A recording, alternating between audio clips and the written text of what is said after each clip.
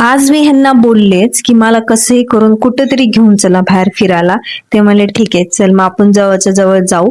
ते बघू शकता जे पुढे बसलेला आहे हा त्यांच्या मित्राचा मुलगा आहे, त्याला पण आमच्या सोबत यायचं होतं. तर हे म्हणले चल ह्याला पण घेऊन चलू. मी म्हणले ठीक आहे चला घेऊन चला. जाताना एवढा पाऊस नाही लागला, पण मधल्या मध्ये आम्हाला थोडा थोडा रिमझिम रिमझिम पाऊस लागला. पण त्याच्यामध्ये मग खूप भारी वाटत होतं, कारण की खूप एन्जॉय करत होते मी या मोमेंटला.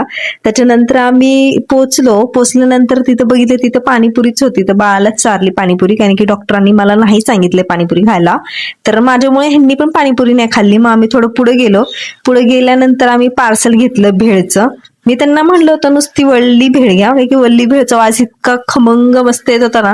तर ते म्हणले नको सुक्की भेळ पण घेऊ. तर हे बघू शकता मी ओपन केलेलं आहे वल्ली सुक्की भेळ. तर सुक्की भेळ पण खरं सांगून छान लागत होती, टेस्टी लागत होती.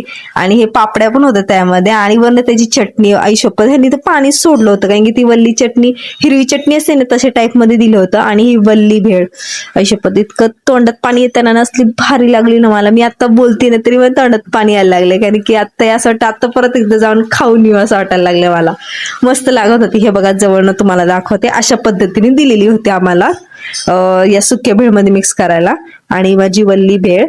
आणि नंतर हे म्हणले दे मी मिक्स करतो. मग हे मिक्स करत होते, आधीच मिक्स करून टाकली होती. मग मी अरे कॅप्चरच नाही केलं, थांबा कॅप्चर करू द्या. आणि संध्याकाळी बघा ना माझ्या मांजरांनी काय केले यार, माझं मूडच खराब झालं. ह्याला मला वाचवता नाही आलं, कारण की तिने ऑलरेडी असं दोनदा केलेले आणि तिसरी वेळा परत असं केलं. मला कस तरी वाटत होतं. मिस्टर मला जे होतं चांगल्यासाठी होतं, हे नैसर्गिक आहे, एवढं मनाला लागून नको घेऊ.